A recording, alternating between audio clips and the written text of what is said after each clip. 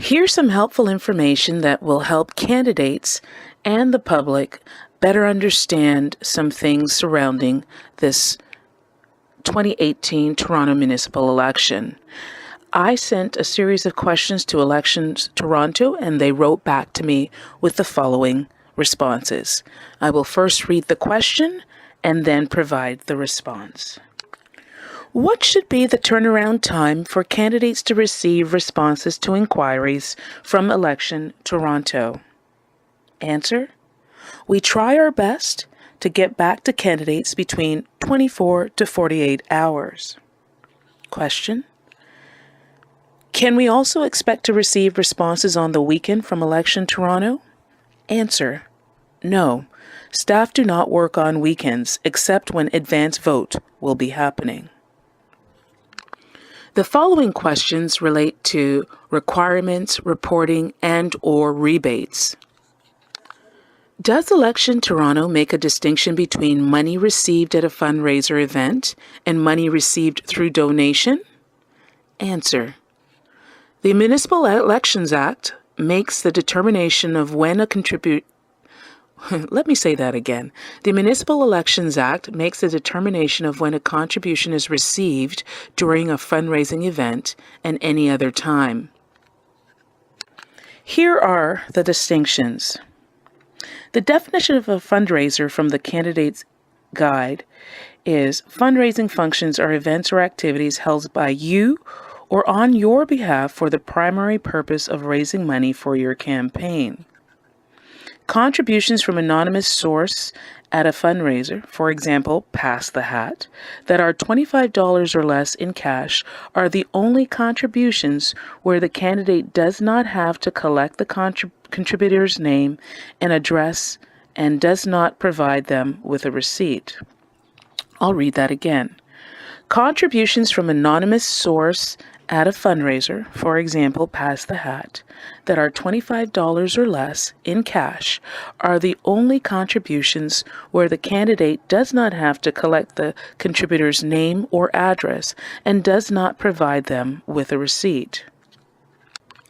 Fundraising functions are events or activities held by you or on your behalf for the primary purpose of raising money for your campaign.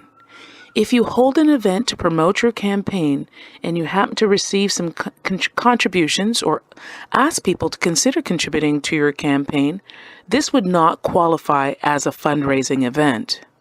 Similarly, if you have a sentence in your campaign brochure asking people to make a contribution or giving them information about how to contribute, this would not be a fundraising brochure, since its primary purpose is to promote your campaign, not to raise money.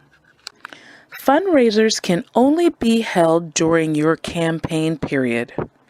You must record the gross income, including ticket revenue and other revenue, and the expenses related to each event and activity on your campaign financial statement. If you sell tickets to an event, the ticket price is considered to be a contribution to your campaign, and you must issue a receipt to each person who purchases tickets. If the ticket price is higher than $25, tickets cannot be paid for in cash.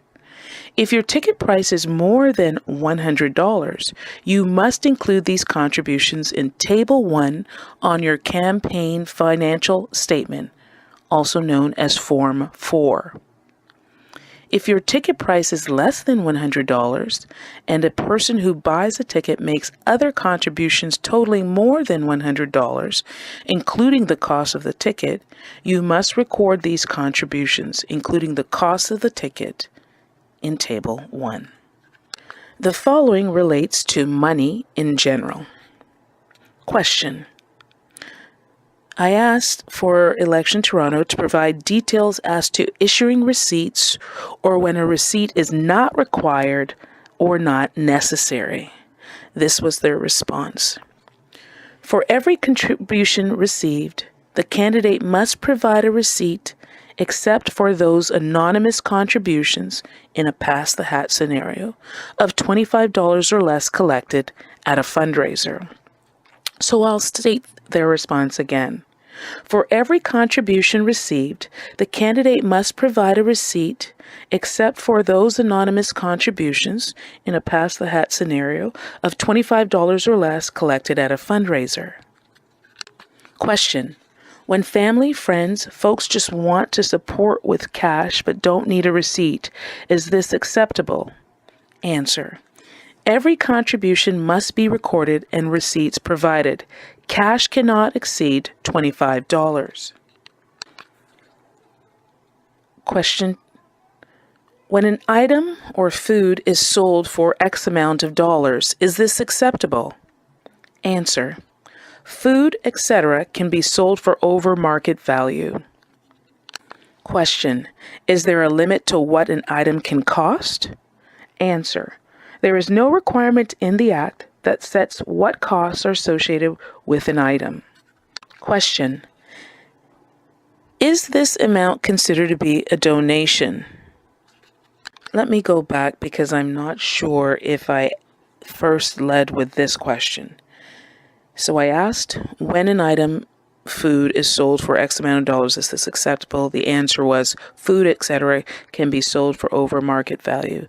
The next question is there a limit to what an item can cost?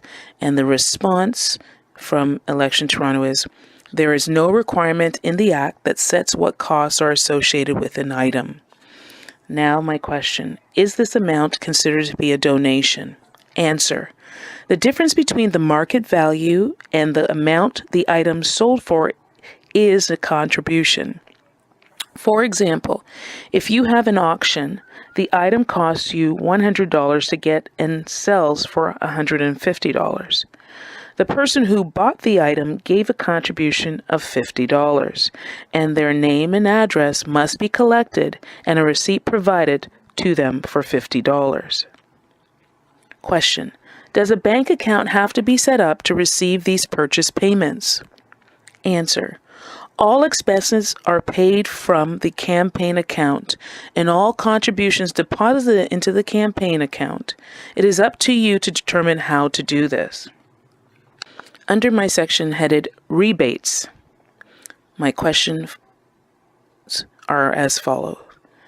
As they relate to an individual who may be making $1, $5, $10, $25 donations, or any amount below $25 to various candidates that will eventually accumulate to be more than $25.01 that would entitle the individual to a rebate.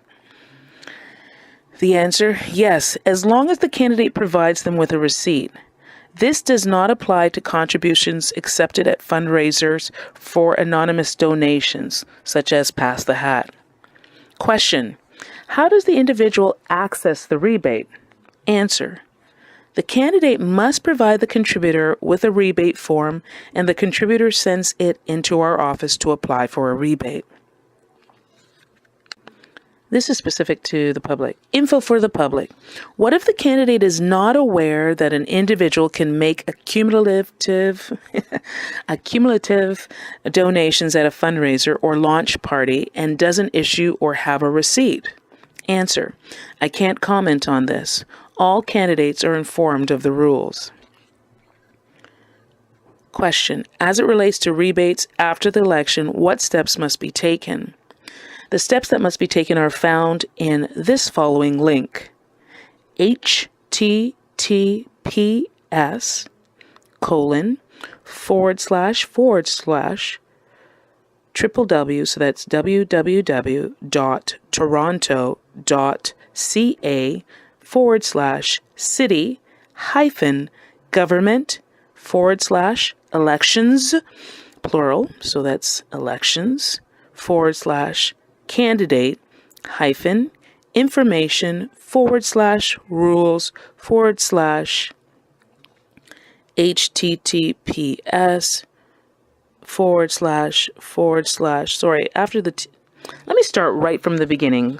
It's unfortunate, but I'm unable to rewind and edit on this device, so I am having to just do the correction. Please note that this is the correction now. https:// https://www.toronto.ca/leg as in Gary, D as in David, O, C as in cat, S. So that's leg docs /bylaws/2017/law 1085.pdf.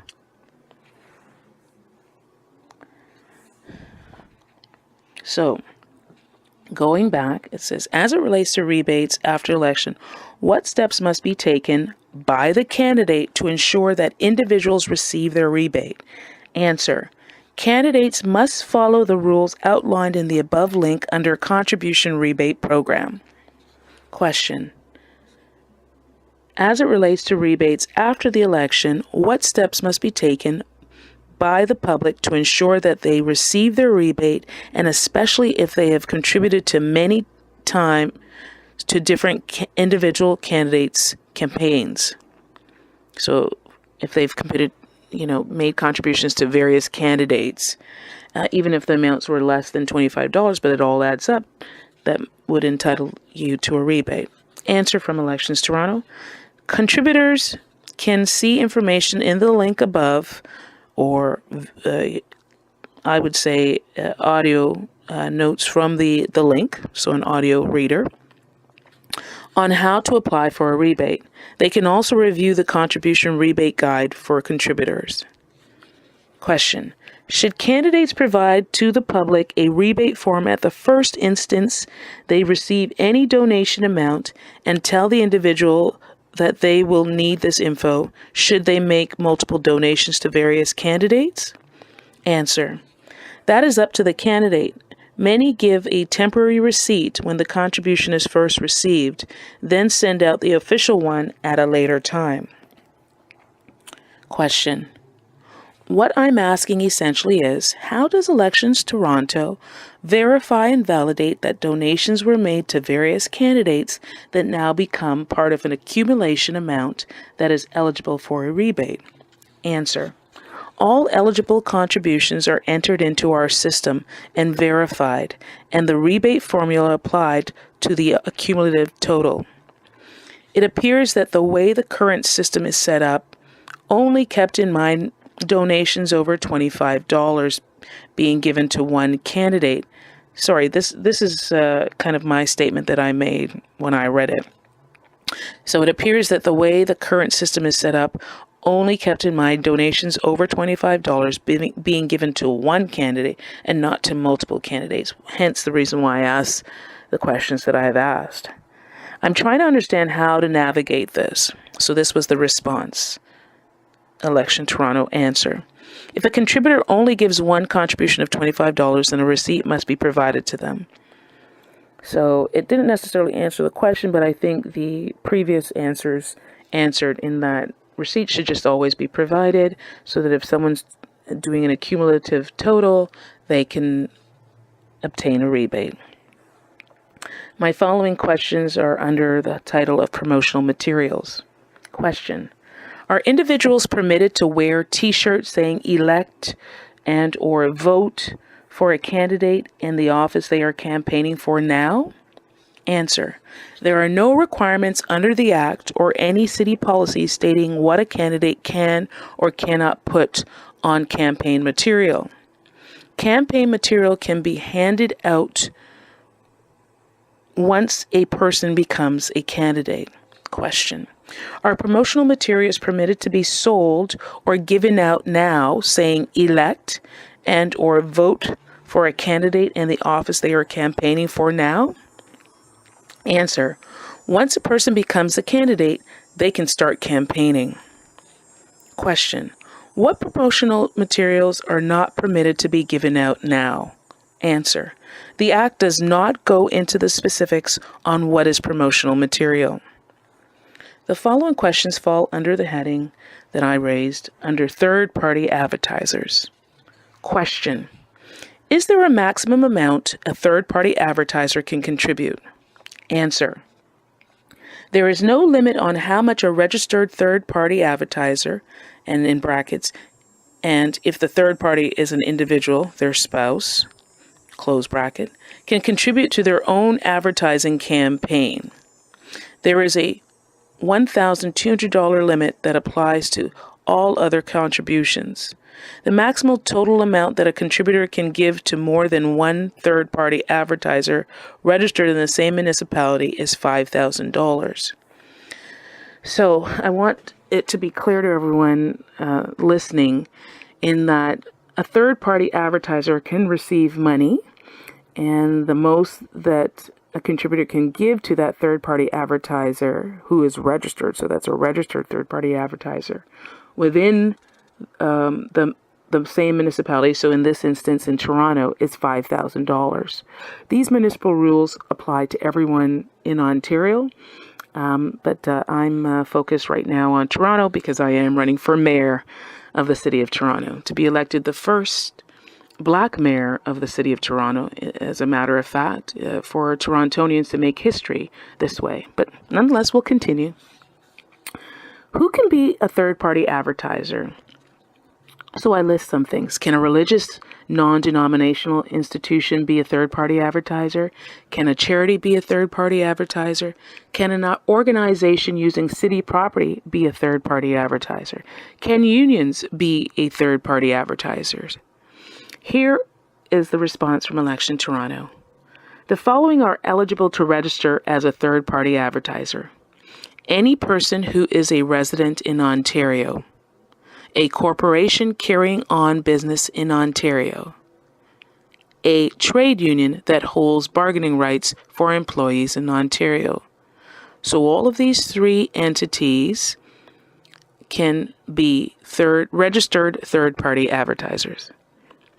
My next question, can third-party advertisers sell items, food with candidates' names and to vote for the candidate on the items? Answer. Information about rules for third-party advertisers that are raising funds by selling goods or services can be found under the Finance Rules section of the Government of Ontario's Guide for Third-Party Advertisers. With respect to identification on advertising materials, the Government of Ontario's Guide for Third-Party Advertisers states, a third-party advertiser must provide the following information on all of his advertisements, signs, and other materials. The legal name of the registered third party, in bracket, if the third party is a corporation or trade union, the name of the corporation or trade union must appear, not the name of the representative who filed the registration. They must also include the municipality where the third party is registered, and a telephone number, mailing address, or email address where the third party can be contacted. So all of this information must be on the advertising materials. Very interesting. Question. Are politicians permitted to register as third-party advertisers to publicly support a candidate? Answer. As outlined in response to question 2, which was my question that asked who can be a third-party advertiser, the following are eligible to register as a third-party advertiser. Any person who is a resident in Ontario, a corporation carrying on business in Ontario, a trade union that holds bargaining rights for employees in Ontario. So, and then it further goes on to say the following persons and entities are not eligible to file a notice of registration to become a third-party advertiser. So these are the following people who cannot file a notice of registration to become a third-party advertiser. A candidate whose nomination has been filed under Section 33 of the Municipal Elections Act, 1996, in brackets MEA, which stands for Municipal Elections Act. A federal political party registered under the Canada Elections Act, or any federal constituency association or registered candidate at a federal election endorsed by that party. A provincial political party, constituency association, registered candidate, or leadership contestant registered under the Election Finances Act. The Crown in right of Canada or Ontario, a municipality or local board. So all of those entities cannot file a notice of registration to become a registered third party. Question: are politicians required to register as third-party advertisers to publicly support a candidate? If they are required to register but don't register, what happens? The response from Election Toronto: see above for response to who may be registered third-party advertiser. It goes on to say, a municipality may require advertisements to be removed or discontinued if satisfied that there has been a contravention of advertising provisions as outlined under Section 88.7 of the Municipal Elections Act, which states, if a municipality is satisfied that there has been a contravention of Section 88.3, 88.4, or 88.5, then the municipality may require a person who the municipality reasonably believes contravened the section or caused or permitted the contravention, or the owner or occupier of the land on which the contravention occurred, to remove the advertisement or discontinue the advertising.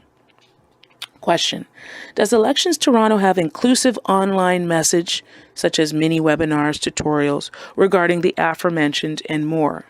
Answer: Election Services hosted in-person information sessions on third-party advertising this past April, June, and July.